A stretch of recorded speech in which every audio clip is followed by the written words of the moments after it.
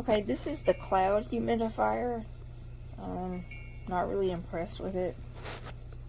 It does put out, quite a bit of steam, so I mean it works, but it's really tiny. It's not even 10 inches across. I had measured it on the water tank that's inside of it. It doesn't even hold a gallon of water, so I don't think it'll go more than 24 hours without refills. It gives directions about adding the water for setup, but it did not give any directions about the control panel, so I kind of had to figure out what to do. It's obvious about the timers and the sleep mode and the power, but I was trying to figure out how to increase and decrease the amount of steam, and I just figured out finally you have to hit on the buttons. But some of them, like this one, I had to kind of keep hitting it or hit it harder to make it change. So, see, like this one's doing, some of them kind of stick. You have to push them a little harder. So the directions are not that great. I mean, it is pleasing to look at. They do advertise that, but it is really small.